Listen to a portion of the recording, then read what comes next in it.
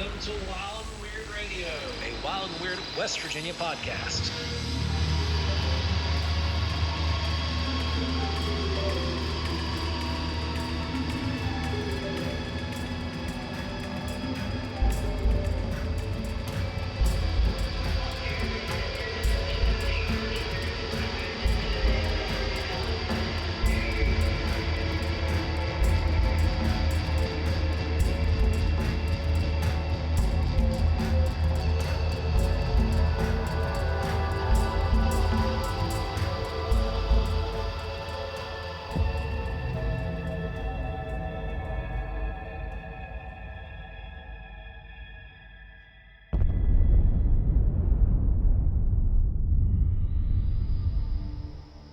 For thousands of years, a city larger than any in the known world existed.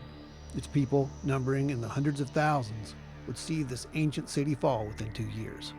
On November 8th, 1519, Hernando Cortez would enter the Aztec city of Tenochtitlan, invited by the Aztec Emperor Montezuma II, who believed Cortez to be the returning god, Quetzalcoatl. However, Cortez was no god, and by the time Montezuma realized the true nature of these visitors, it was too late. Could such a thing happen today? Would we be like the Aztecs, standing on the shore, watching as these strange new boats arrive, with visitors from afar, with unknown intent? Would we perceive them as gods? It might sound like pure speculation and hype, but it was relevant enough to address during the flying saucer hysteria of the 1960s, and recently, within the past decade, we have seen NASA again start to deal with the unsettling possibilities. What are the implications of ET contact? How will it affect world religion, spiritual concepts, and society in general? Join us as we look into the past and at recent controversial headlines to try to understand the implications of contact and religion on this episode of Wild and Weird Radio.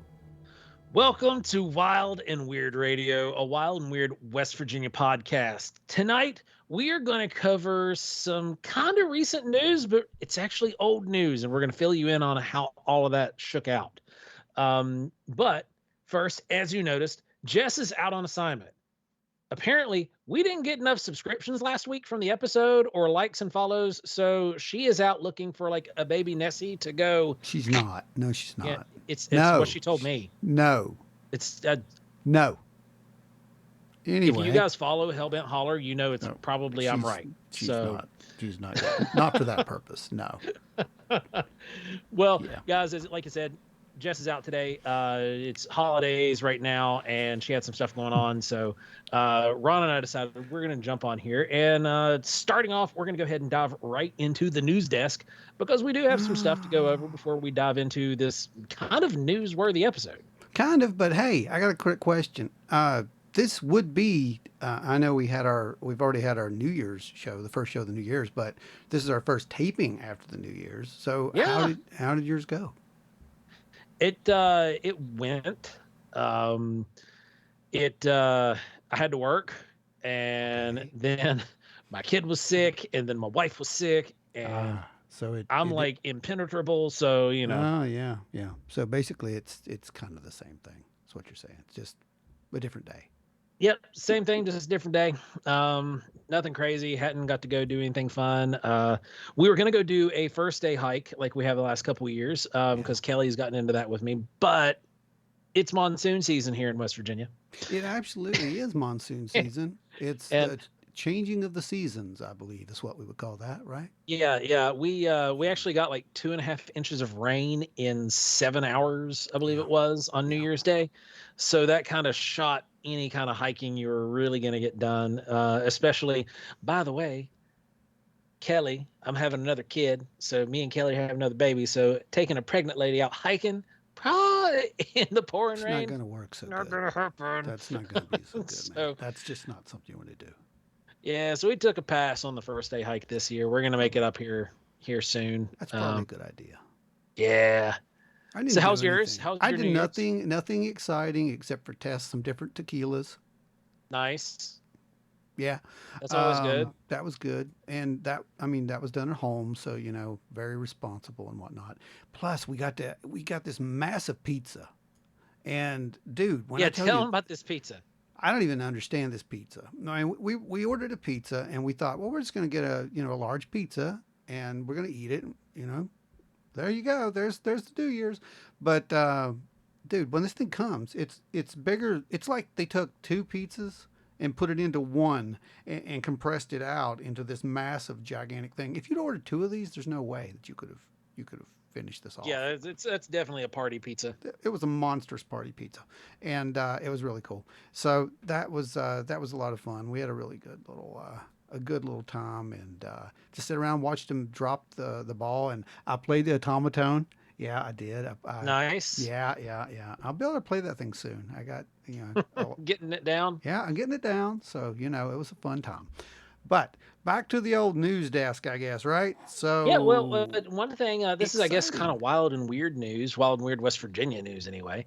Guys, you guys, oof, we've got some new toys, and I think you're gonna like them when you see everything coming out here soon. So, just a teaser. Teaser. Be ready. We got some Yeah, fun stuff you know coming. what?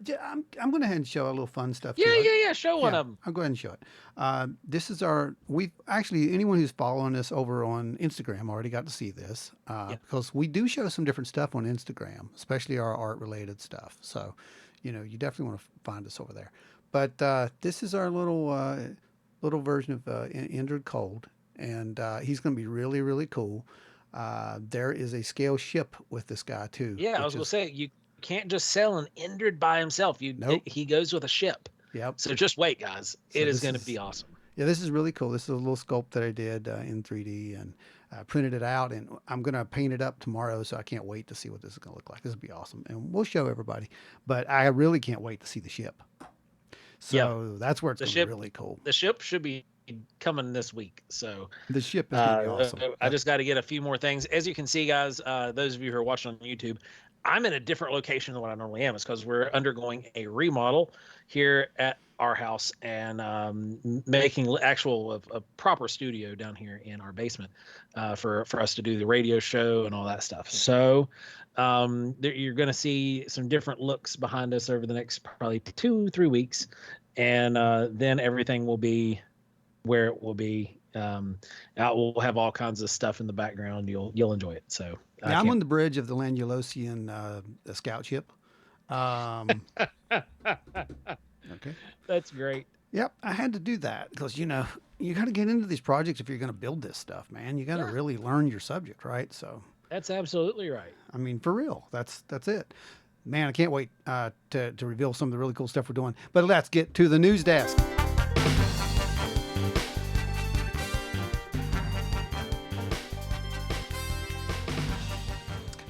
Time for the news. So we missed one last week just because there was so much stuff going on. But anybody who's on social media, you've known or noticed, rather, not known, but you've seen this trail cam photo floating around. It's literally been everywhere. We kind of got it squashed by this point because we were actually the team, Ron and I, the ones that broke this whole thing down from the very beginning back in 2020. It's an old camera, or not old camera, but an old picture rather. And this, you can go to our website. We'll insert a link here where you can just read the full write-up. Yeah, there's a full report down now. It was very anomalous when you first see it, but as soon as you start to actually look at the enhanced photo, and not an enhanced photo from the internet, but we had the actual trail cam photo.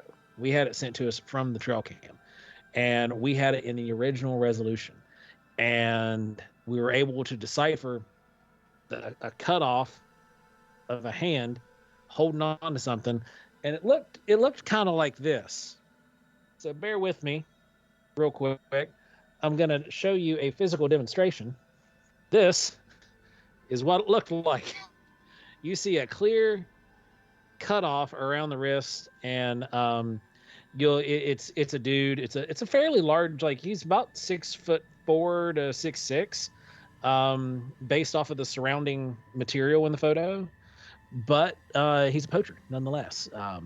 When Ron ran a bump map on this photo, there was actually like the photo got even weirder because that was the first thing he did, and suddenly there's a third eye. Well, Yeah. what has a third eye? A poacher with a headlamp, Mm-hmm. and that's what this one really just Yeah, shook I out believe to. that was an LED power indicator lamp on a Yep. headlamp, and the headlamp itself was turned off. Is what I believe we were looking at there. But yeah, this was pretty much a non-event. We didn't even address it honestly publicly Hmm. because it was a non-event, and the only reason we addressed Yep. it now is because we were actually asked to address it. Yeah. So after we addressed it, it's kind of gone silent. So, but Yep. anyway, if you want to see We more were about asked it, by you a few can. different parties to come in and actually share the official story because it took a life of its own on Reddit It really and then did. spread from Reddit elsewhere. Ultimately, because the guy who had the trail cam just didn't like the fact that it wasn't a Bigfoot. Well, you have You that know, sometimes. I mean, and you do. to be honest, a lot of people think, well, they see so and so post this footage over there. Why not me? Why not Yeah, me? maybe I'll get on TV with it. Yeah, The other goober got on TV. Why right. not me? Why not me? Why not give it a shot? But the thing is, guys, you're really not helping the field when you do this. It's the same thing with the UFO people. Every time you go out and you take a picture of Venus and you say it's moving because you're moving your camera, you're not helping anything. There's No, tons and tons of you're really hurting. real data out there, and your little thing that may go viral just buried real data, and that's not helping. That's counterproductive. So anyway, So what's the next thing on your side of the desk there, Ron? well, I'm gonna go with let's see, out of order. I'm gonna go with that. I'm gonna go with that robot story. Yeah. I have to. I have to go with the robot story because first of all, I think people are making a little more too much out of this robot story than it actually is. Um, and if you don't know which one I'm talking about, that would be it's pretty much gone viral, right? I mean, it's Yeah. everywhere at this point, and we've seen the image of the most intelligent robot pushing away the one researcher's hand because he puts it close to his face. Okay, that's cool. I get it, but what I don't get is that's what it's supposed to do. If it was programmed Yep. to avoid something, it's going to do that. This isn't like, oh my goodness, he's gonna rip his arm off. It's just Right. get out of my face. You had a sensor that detected Yeah, an object in front of it yeah, and it needed it to be moved, so it moved it. yeah, This isn't anything special. yeah. I used to work on these robotic systems called a Script Pro. Okay. A Script Pro is a big prescription doling out robot. It ultimately is what it is. Mm-hmm. There's an arm that goes across, picks up a vial, goes to a cell, empties the cell, counts it with a laser. And if there's anything in the way, the sensors actually will tell this robot to move and adjust to get this thing out of the way. Yep. It doesn't have any kind of ill intent, but if I'm dumb and have the doors open while this thing's running, it moves at about 5 miles an hour, but there's 250 pounds of force behind that 5 miles an hour, and it will knock you out Yeah. if you get hit. So it's not like the robotics is getting a mind of its own. It's like, get out of my face, well, smack you. No, it just doing what it's programmed to do. Yeah. The sensors are They're operating properly. functioning. There's proper functionality. Mm-hmm. Now, is it interesting? Yeah, it's interesting. But is it like what these people are making it out to be? It's not the Terminator, guys. It's just an Yeah. experiment that worked. It's a sensor Yep. experiment. And if it was me, I would be very proud of that result because that is pretty cool. Yep. But again, this is one of those things that just blew up for no apparent reason other than people don't understand what's actually going on.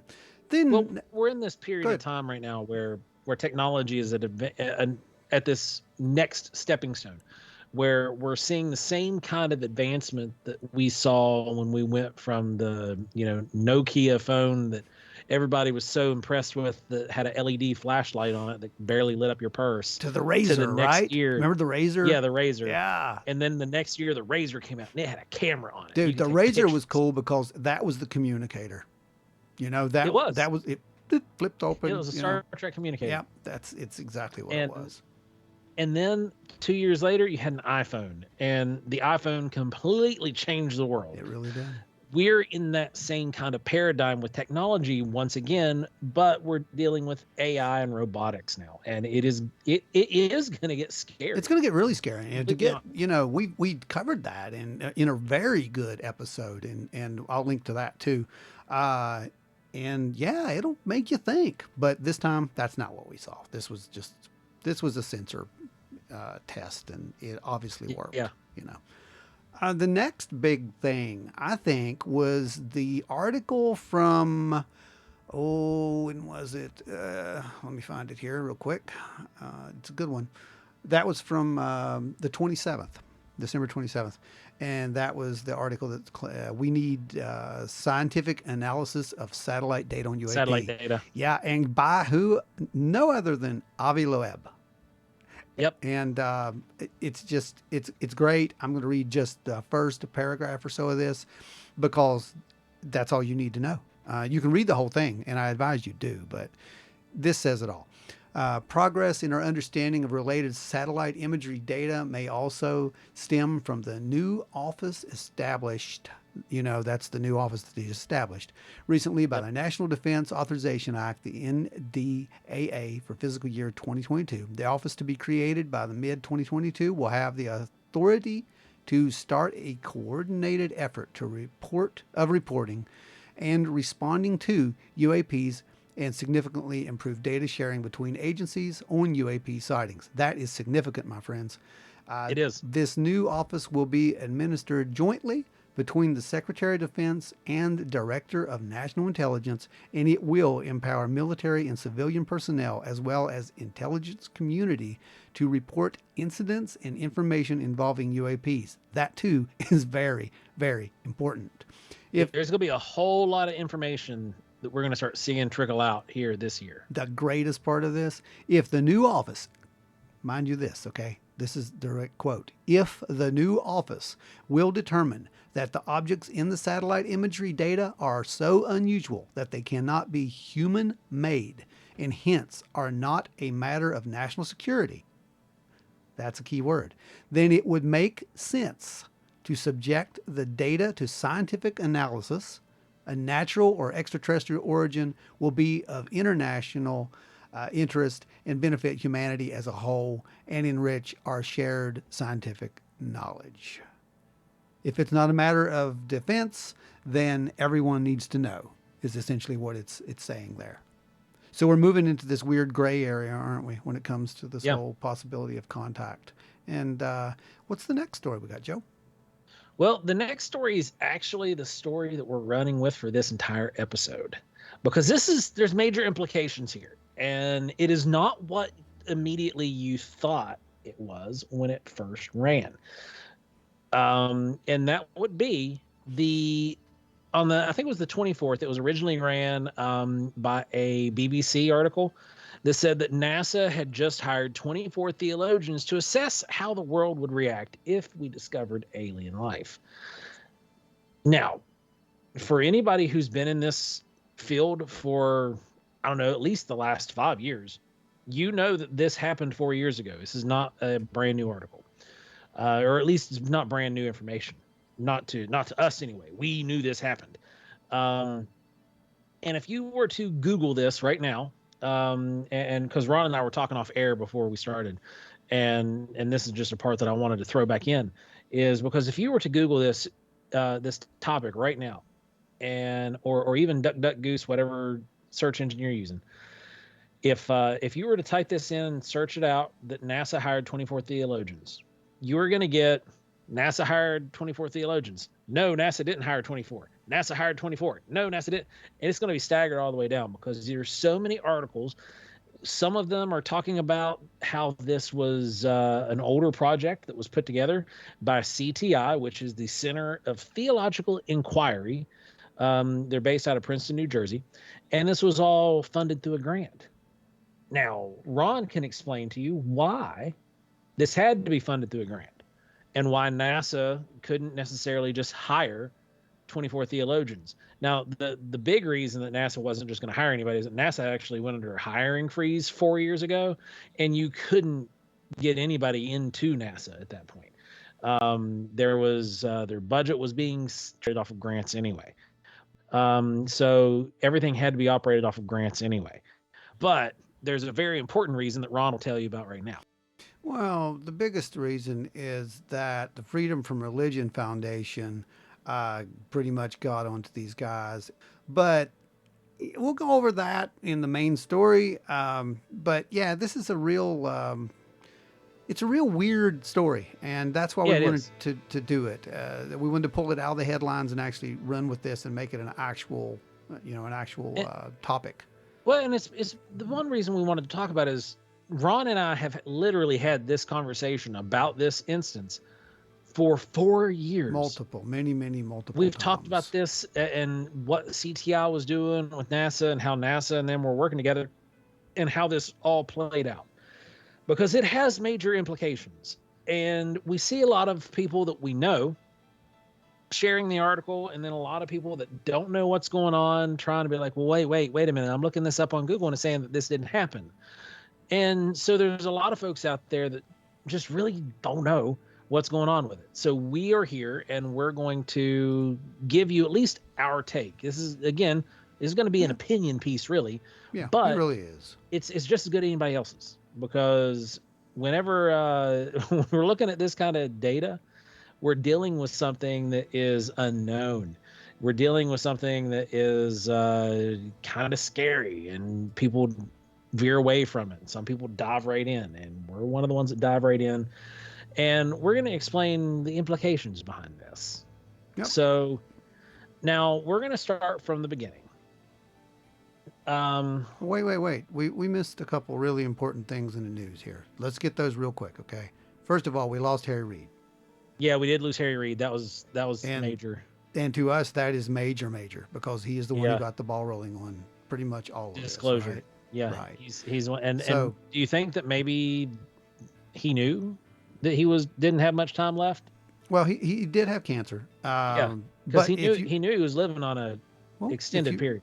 But if you read the article, he was in remission, and it really shocked a lot of people. They really didn't expect him to go that fast. But I think Harry knew a lot more than all of us at this point. And I think we will know eventually. But it's a huge blow to the community. But I think he had. I like to tell people, because a lot of people are like, well, now we'll never know. Yeah, we will, because there are people who light these flames. He was the one who lit the flame. You're not going to put this flame out now. It's out there. And politics completely aside. Yep. Has nothing to do with that. Has nothing to do with that. Harry Reid was huge for getting the ball rolling for this topic. Yep, absolutely. And you can go back and listen to another. I'll link some episodes. We've talked about all this before. Yep. So we had that, and we had that mystery boom. I want to go over that one really quick. Oh yeah, that happened just yesterday or day before. It happened on December 31st as well, which is kind of weird. Yeah. And then we had on New Year's Day, right? I believe is how that went. Yep. Either way, it was 2 days. Yeah. And I believe it was New Year's and then the first, which would have been yesterday. Yep. And the yesterday it was heard here in West Virginia. Yes. We had actually I had a report from Nitro area. I passed it along to Stan.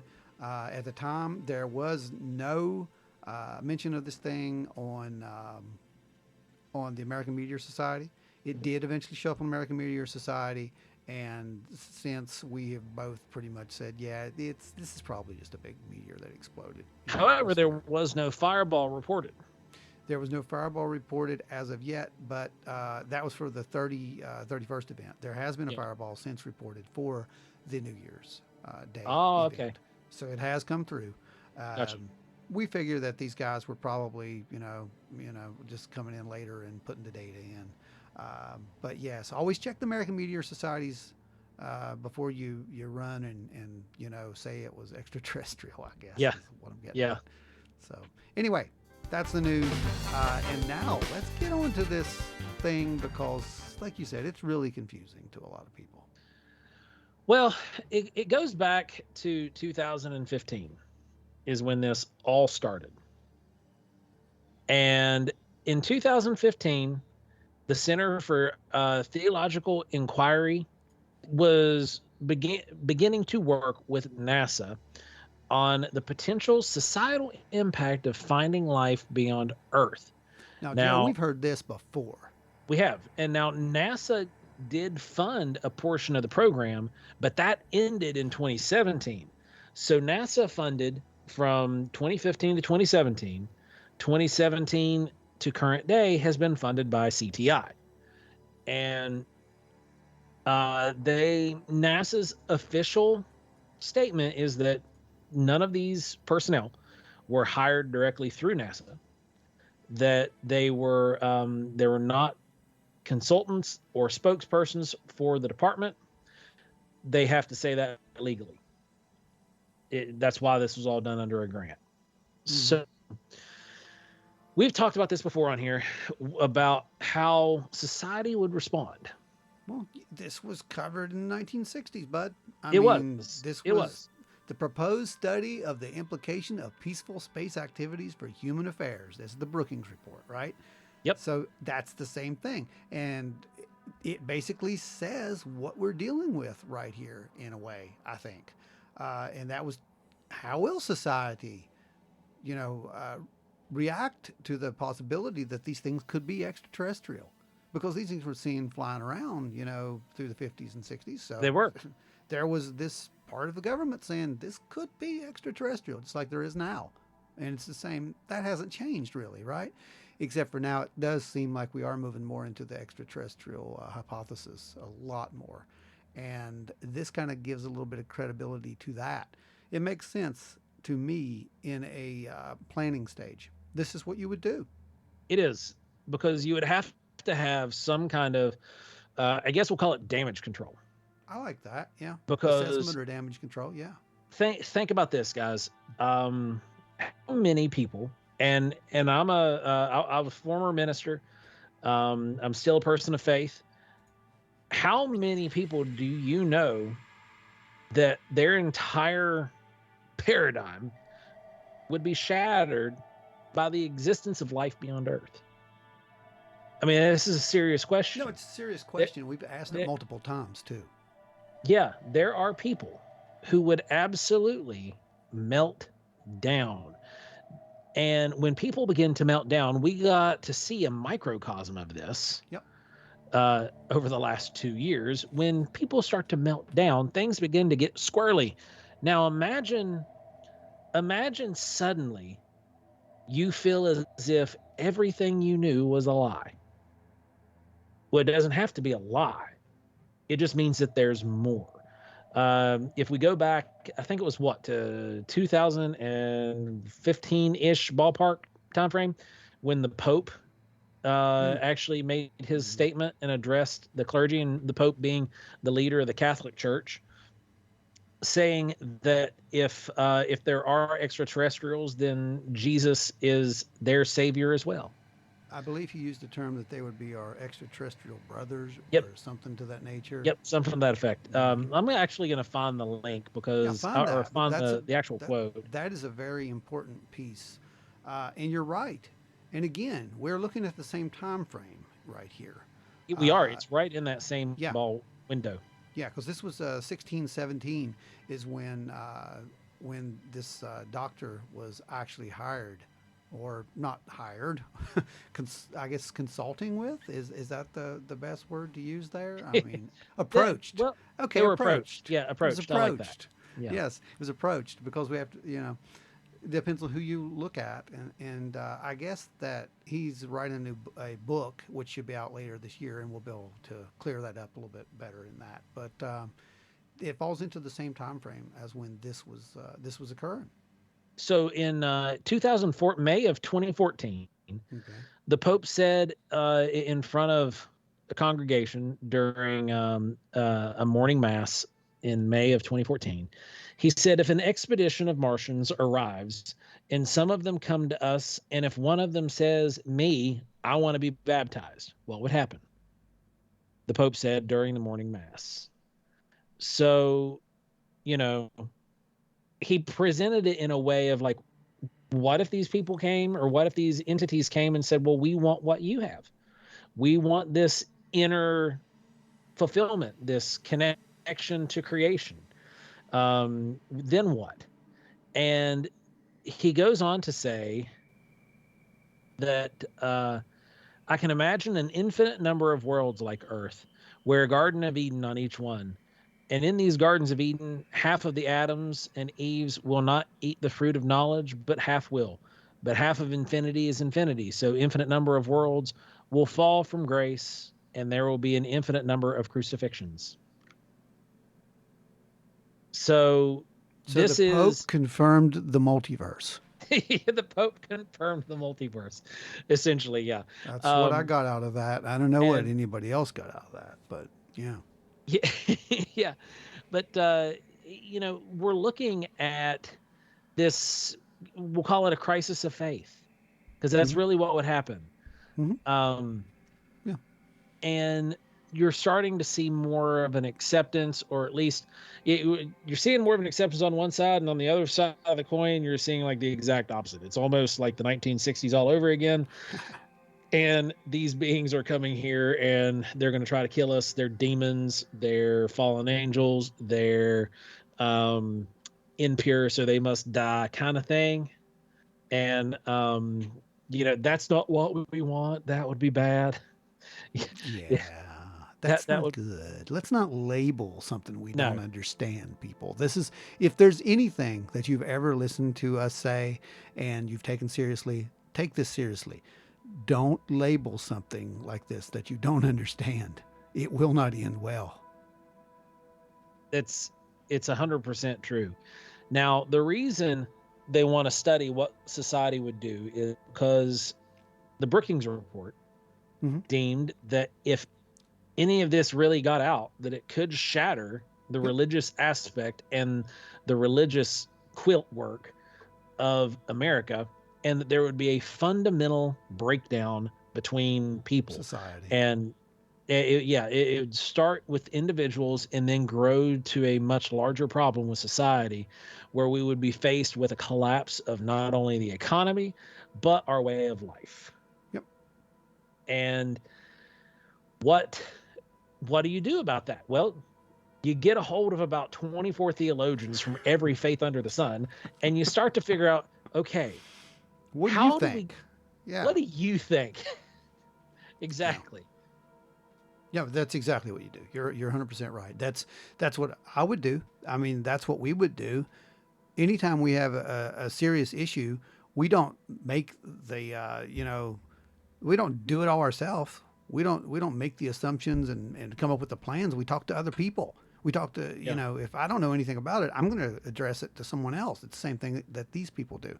And this is what you do. And, I don't want to use the term it's strategic, but it is strategic. Well, it is strategic, because we just mentioned the portion from 2014 and 2015 with the Pope's speaking and whatnot. But the Vatican scientists came out in May. All of these announcements from the Pope come in May. I don't know if it's a special thing because I'm not Catholic. I don't know if May just happens to be like, I'm going to come out and I'm going to talk to people about weird stuff month, but that's how we have it. So May 13th, 2008, Vatican chief astronomer comes out and says that there is no conflict between believing in God and the possibility of extraterrestrial brothers. Continues to say that belief in God and aliens is okay. Yep. I remember this. This was really big, really huge. This was huge. This was actually, so Ron and I remember when this actually came out, oddly enough, because Ron, as soon as I got into the pet shop, Ron like basically grabbed me. and said, "You're not going to believe this," and he made me read this thing off the computer, and yeah, I was like, huh. And Okay. then now here we are, in 2022, and we're finding out so much more, and we're talking to all of you guys about it. So, uh, from a ministerial standpoint, so this is just from my perspective. You guys are going to have a special treat here because you've got Ron, who's been doing UFO research for ages, and me, who's a former minister, and giving both sides of this coin, I suppose, and trying to make it make sense. So, what my biggest concern is what I mentioned a little bit ago. I'm okay with the prospects that there is another race of beings out there among the stars, and that they might wind up here one day, and that, you know, it's not going to change my way of life much, other than I'll be like, hey, can I get a rod? But it's not going to change my way of life much from a faith perspective, because I'll still have that rooted faith that, you know, God is the Father. And if God is the Father of all creation, these people, these creatures, these whatever they are, if they're spiritual beings, technological beings, whatever they are, then they are part of creation. They weren't there at one point and now are. So then that doesn't really wreck my paradigm. However, I have ministered to thousands of people who 100% would be completely shattered if they found out that, you know, everything off this bubble is really out there.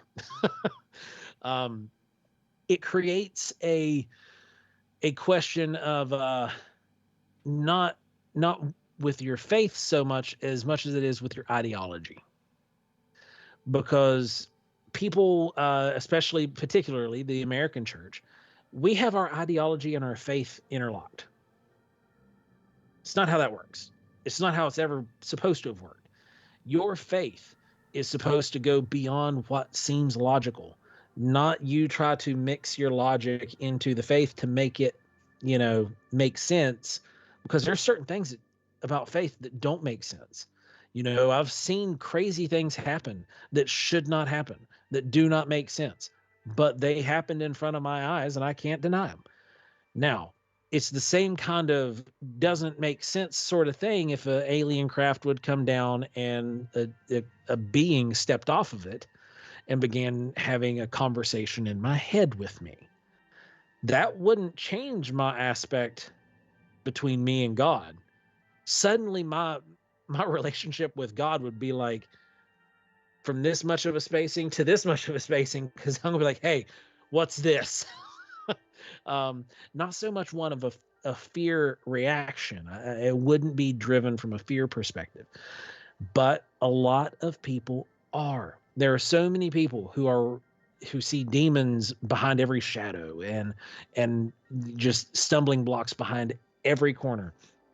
And they think that everything's out to get them, that the world's going to end soon, and all of these apocalyptic message people. But that's not it. Like, that's one, you're being homeschooled in the wrong home. And I think that's the best way I can put it. That makes sense. You're taking information from the source, but it's being put through a filter that's not connected to the source properly. What's a belief filter, buddy? It's a belief filter, 100% right. And we've talked about belief how much on this show? Because it can influence everything that you do. So this is no different. The reason we need to have this kind of conversation is because something inevitably is going to happen. Yes. And I've already seen it.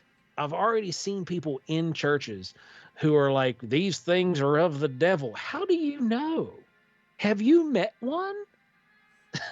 Did one come up and say, "Hell, Satan," and then get back in his ship and run away? I mean, what? How do you know? Like, what do you? How? What's your basis for this statement?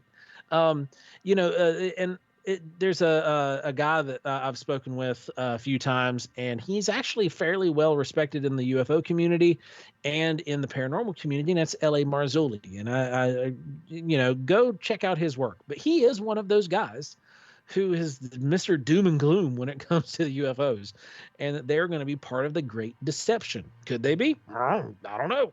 If they show up, start saying, "I am God," well, are you? let's get some proof here.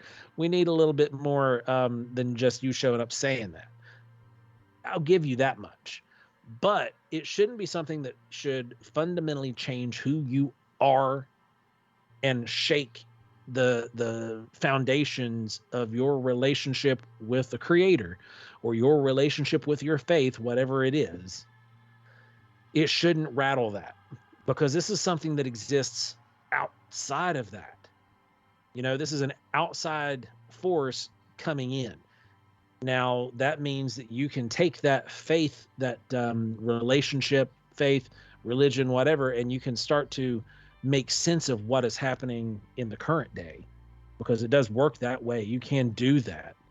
But it's not this just off the rails pandemonium, and that's what we will probably see if something doesn't change, because we have a lot of religious fundamentalists, and I'm not a religious fundamentalist. I would probably say that I stay more strict to the first century church style of teachings, more so than the modern day, and I don't think anybody would really argue me on that. But it's I don't see where, with people like me and people like Ron, that this would be a cataclysmic event. However, I've been around the masses who it would be an absolute disaster for. Mm-hmm. And it would wreck their mind, and they would start questioning, well, is God real? Well, why would that make you question that? Yeah. Why? Yeah. Why? No clue. I don't know. Yeah. I mean, I'm with you. I don't know. I don't know why this would come into play. Especially, what if we did meet? Okay, so there's this proverbial landing on the White House lawn. Because that's what everybody expects for whatever reason. It's not going to happen that way, but trust me, it's not going to happen that way. But anyway, there's this proverbial landing on the White House lawn, and Commander Zorbazorb gets off the ship. Yes, I know. Yeah, had to. And he goes up to the president, and he talks to the president, and he never mentions anything about religion. He never mentions anything other than we are travelers, blah, blah, blah, right? Well, that's not going to matter, because it's going to be everywhere. Everyone's going to have their own assumption. This is because it's human nature. Well, just look back, nature. Just for retrospect, look back at the news that we were just reading off and the robot. Yeah, what exactly. happened? What happened when the robot sensor told it to go? Nah. Yeah, people. Everybody loses their mind because they believe something. Because they think they know. Because they're fearful. Humanity is full of the most fearful creatures, I think, that you're going to find. Wouldn't you say? I mean, and we can look at this because. I don't even know. I don't know how to even explain it. It's through time. This isn't just something here. Fear has always been rooted in the lack of understanding. Yep. It started off, probably, if you're going back in time, it goes back to the first people who were going around and foraging. Yeah. And they're going first around. Shadow that was cast at the first fire that was lit. Yeah. That was. You had people seeing that, and they're like, oh, what is that? That's another person. There's a spirit here. And then you had people going out. That scared them. That was the first kind of spiritual fear they had. Then you move into foraging and whatnot. And you've got these people who were the first people that ate, a lot of this stuff. Like Jeffrey ate this berry, and it gave him diarrhea for 6 weeks. He's okay now. Don't eat that berry. Use it for paint. Use it for paint. It's cursed if you eat it. This mushroom, if you eat it, you'll see God for 5 days. That kind of thing. And so they were afraid of these things. People were inherently scared. Like, think about it today. If you, the listener, right now, were to stop your car, pull over, walk out into the woods, find the very first mushroom you see, Do and not pick do it up. this. Yeah, no, this is hypothetical. And you pick up the mushroom, get ready to eat it. There's going to be a thing in your brain going, red alert, telling you don't eat it. You know, for example, Ron just did this with me the other day. I do forage mushrooms and hunt mushrooms. Ron sent me pictures of a huge flush of oyster mushrooms, and I told him what they were. And his first response was not okay or how do I cook it? Was, are you sure? Yeah. Understandably so. I don't fault him for that at all, because you want to make sure that you're not going to do something dumb. Yes.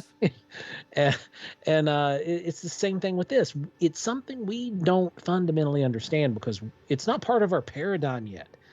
All we have to base off of is the movie Aliens, Predator, Mars Attacks, War of the Worlds. That's our concept. That's what we have. Yeah. We don't have anything else. So when we instantly go to, oh crap, this is going to be bad. Well, dude, there are more science fiction novels, movies, anything, works that portray an alien contact as a negative thing more than there are positive.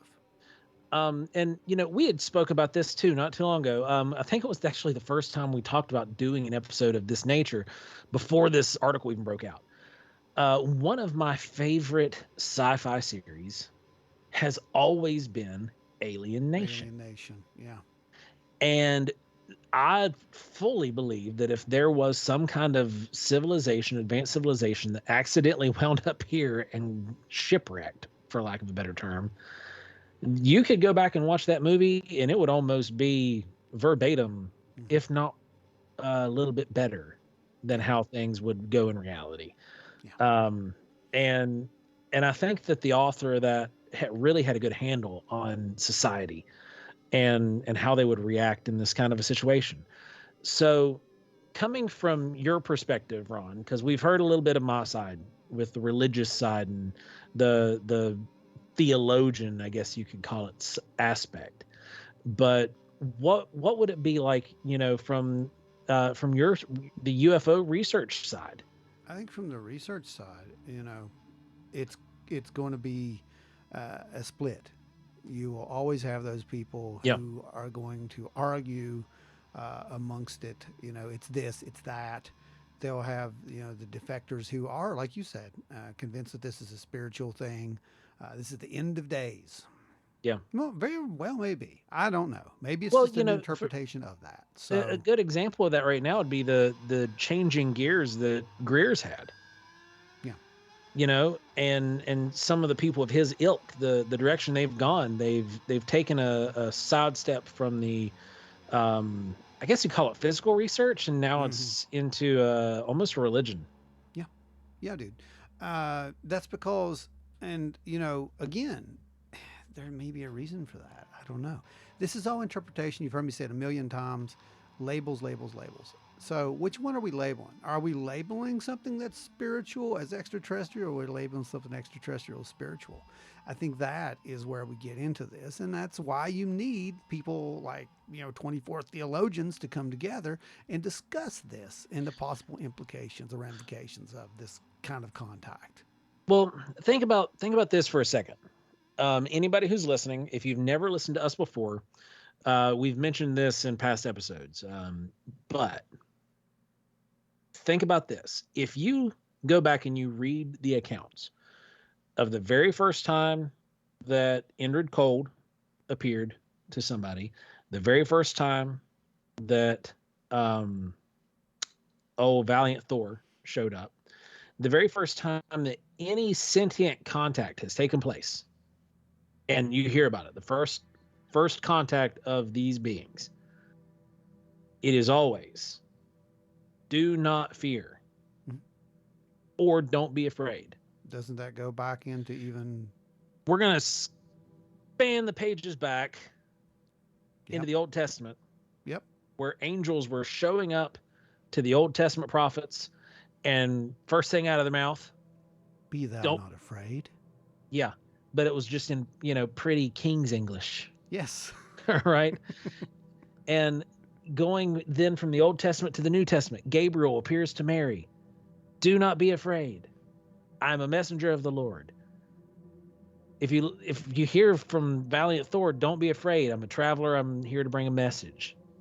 If you hear from, if you listen to Woody's report of his engagement with Indrid Cold, don't be afraid. We're travelers, blah, blah, blah. The initial address is do not be afraid. Yeah. Could this possibly be? I mean, here I am. I'm not normally your Ancient Aliens guy. That's the guy sitting on the other side of the screen. But here I am telling you, look, there's a possibility that this is how this could be. That these angels, these that were perceived as spiritual beings, but they were seen in flesh and blood, like physicality. They eyes were laid on these beings, and they seemed to. I think the word is transcendence, because they emitted light. Mm-hmm. Now you hear about the clothing from Valiant Thor, the clothing of Indrid Cold, and how it was just a weird, bizarre clothing. It was kind of metallic. We heard this from a lot of accounts. Yeah, a lot of accounts. Betty and Barney Hill. The accounts where they were coming down, they were shining and glowing down at Pascagoula. Except for they didn't say don't be afraid. They said we're coming to get you. We're going to get you. We're taking you. But we're dragging you out of here. But we're going to ruin your fishing trip. But you have these instances that, to me, is too big of a coincidence to really ignore. These are monster coincidences. Yeah, they really are. They're massive coincidences. And you brought up some of the early contact stories, and I like that because, I think we can learn a lot from looking at early contact stories. A lot of people think, oh, well, early contact, those were all, explained away as hoaxes and frauds. No, they weren't. Yeah. That was just by the people who didn't want to believe it because it was too outlandish and too amazing for the time that no one could possibly believe these things. You have to understand, you may be dealing with an intelligence that is representing itself in such a way that you can't quite grasp that. You're going to speak about it in terms that you know. If you know Mars, you're going to say it's Martian. If you know it's Venus, you're going to say it's Venusian. These are terms that you interpret. You may be dealing with an entirely different type of communication. And to think that it's going to be, like me and Joe sitting here talking back and forth, it's not like that. I don't think it's like that at all. I think you're dealing with something more of an interpreted thought transference of some sort, and you may interpret that completely different, just like Woody did. It's like anyone else. I mean, strangest, same thing. It's the same way. These, if they are real, and I don't doubt at this point, based upon the data, I just can't anymore doubt that these things are real. There's something there. I do not know what it is. I mean, we can debate forever whether this is, that or those, but they looked human. That was the bottom line. They looked human. Even if we go back to the angels, they look human. There's even the line that you don't know. That's Many right. have entertained them, right? Yep. So without knowing. So you could be entertaining angels and never know it. Exactly. That's scripture. Exactly. And it is the same thing, just like again with Indrid Cold, where he said, look at me, Mr. Darren Berger.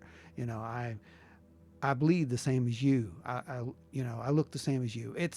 They looked the same. It wasn't until much later that we got the whole gray alien, Yeah, that the gray symbolism. alien that we have right now, it didn't come into the pop culture eye until the book Communion. It really didn't.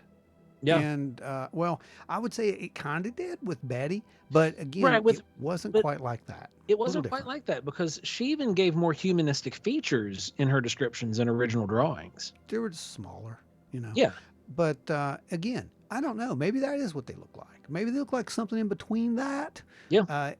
We interpret it how we want to interpret it. If I come to you as an alien being and I say, don't be afraid, I'm not going to come to you looking like my true self, first of all. If I have the Right. ability to not to, I'm not going to do that. If you've Okay. got tentacles sticking out all over the place, it's Because I'm going to probably going to scare. wreck your brain. We're going Yeah, to show up. exactly. I'm not going to do that. So Yeah. if I have peaceful intent, there's no way I'm going to do that. So I don't think we're dealing with something here that's new. I think Yeah. that's what I'm trying to get at with this whole thing. And I really do think that there definitely needs to be a contingency.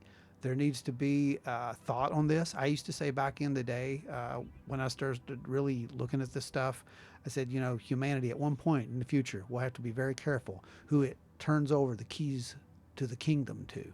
Yeah. And that time is coming. Okay, that's the weird part. It really is. This was something I was saying, you know, as a kid, and it's happening, and it's happening to the point of now we have NASA uh, Working consulting, alongside yeah, theologians. theologians. Okay, now And that's a big deal. in the main, we've talked about it in this episode already. The main reason for that is because they need to try to find a way to break this news in a way that won't break you. Again, I'll say it multiple times.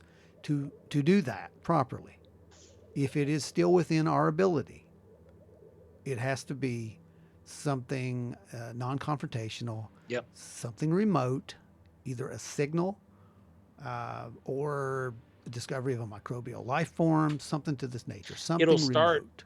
it'll start tiny, so expect the Yeah, microbes. We've yeah, talked about it before. yes. We have to prove that life Yep. exists before, you know, and you know. Is it a coincidence that this article came out, do you think, Joe, on the same day that James Webb launched? Oh, yeah, no, not at all. The James Webb was launched with the specific intent to find extraterrestrial life. Pretty much. There's It no was to look back into coincidence. time and to seek out the possibility of life. Yep. And incidentally, one of the researchers that was quoted saying he thinks that within 5 years it will have done exactly that. It will have proven that there is life. And the ability of this thing to look back into time, you know, that's where it gets interesting because it has the ability to look back nearly to creation. So if there was an intelligence out there at some point, like us, it would be able to tell. It would be able to see the signatures on that Yeah. planet. You see, that's the most amazing part of this whole thing. And if that was, you know, 10,000 years ago, where are they at now? Well, They may be right here, for all I know. right. Um, we're looking at this in a way that tries to explain it, and I hope we've done a fairly decent job of that with you guys, because this is a very touchy, very important topic. I want to know Because what they think. yeah, I would love to see a report from CTI. Yeah, I would pay money to read yeah. that report, or even have an interview with one of the guys who worked on this, because this is something that me as a biblical studies guy, as a minister, would have vested interest in, because this is the kind of thing that might pull me out of out of the sabbatical, to be like, okay guys, look, and I can be of some assistance here. Hey, you never know. You may get to go minister to aliens someday. I don't know. I'll do it. Maybe that's your purpose. I don't know. That But could be it. I joke about that. But you know, we've talked about this. A Yeah. lot of people don't know, but they think that I'm some super skeptic or whatnot with a lot of this stuff. Just you have no idea. But yeah, the thing is, I don't need. I don't know how to even explain it. This isn't going to affect me. I know that a lot of people say Yeah. that and they're like, it's not true. Trust me, it's true. This will not affect me. I have seen things that have already made me question reality or what we think is reality. And I've talked to so many people over the years who have done the same. Okay.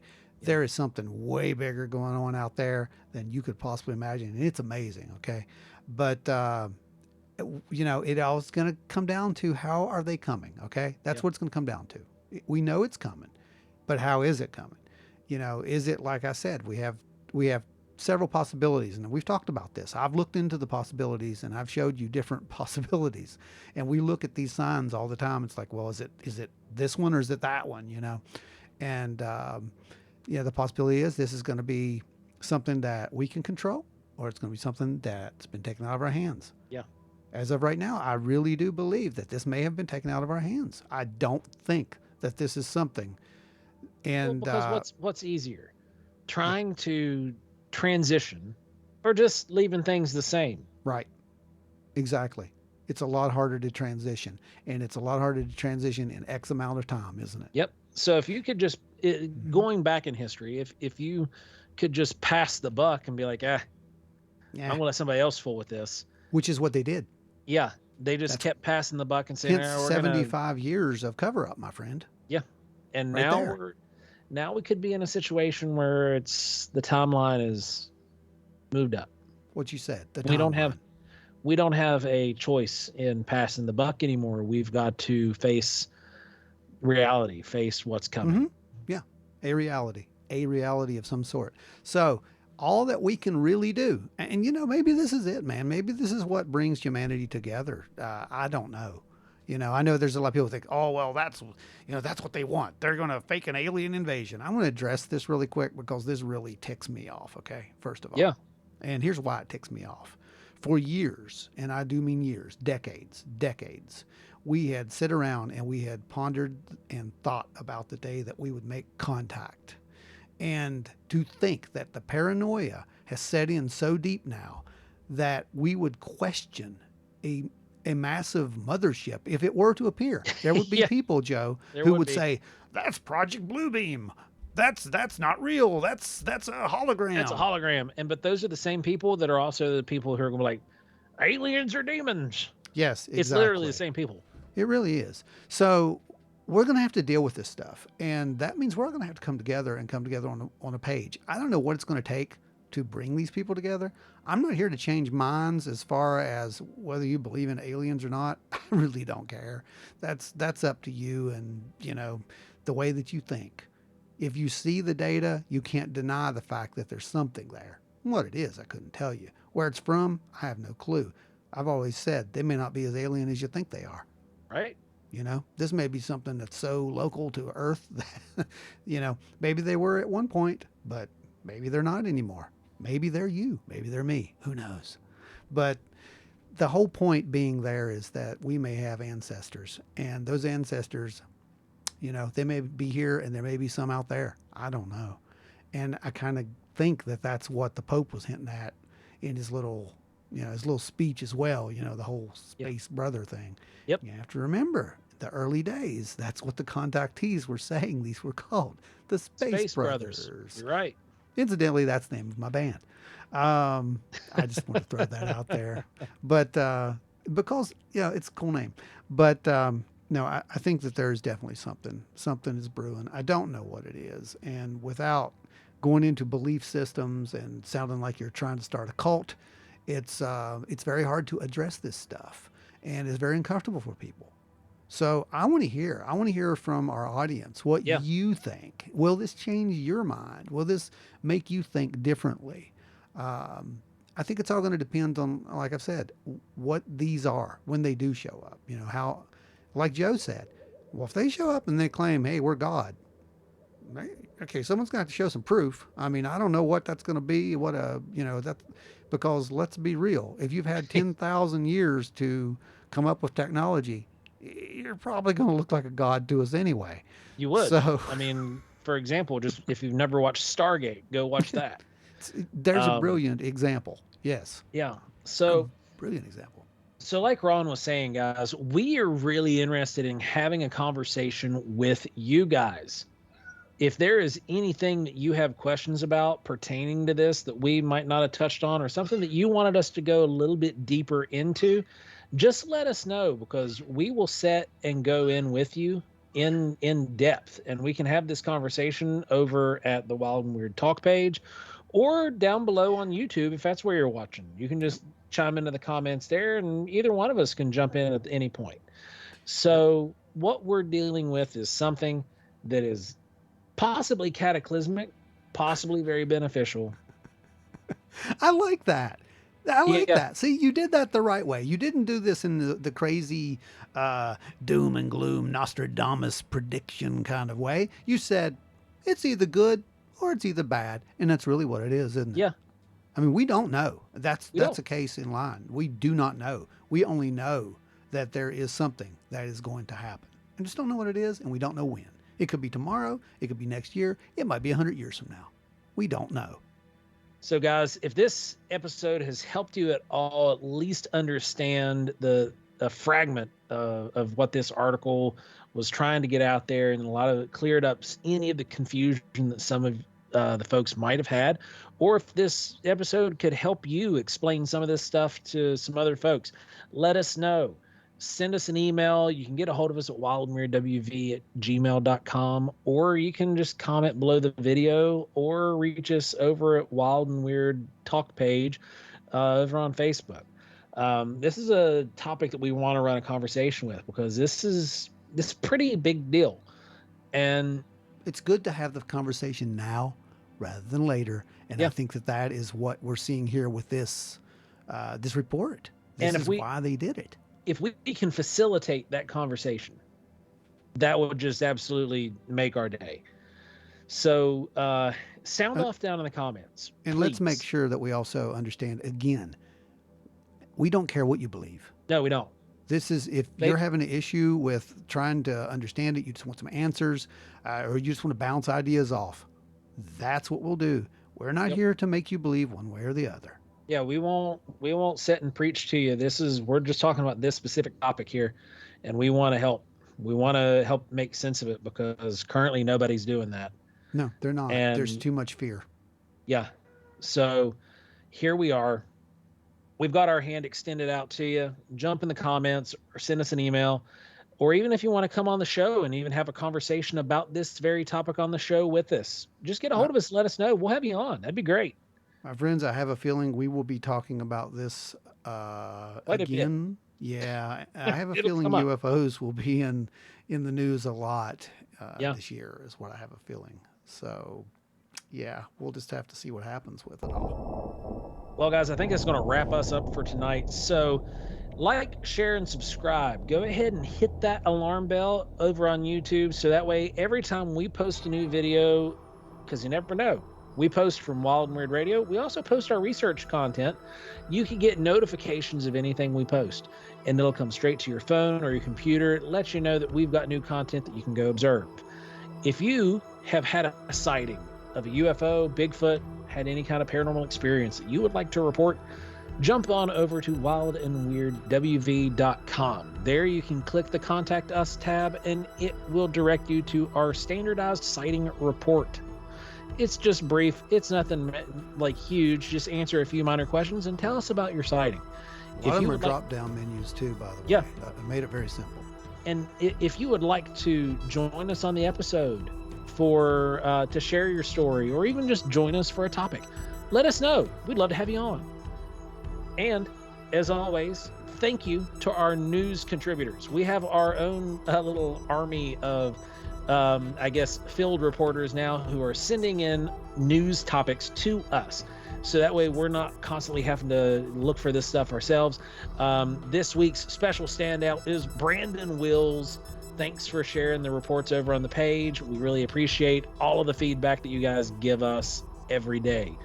And again, before we take off, like, share, subscribe, and go check out our shop. That's how we keep this show free. Stay wild and weird, everybody.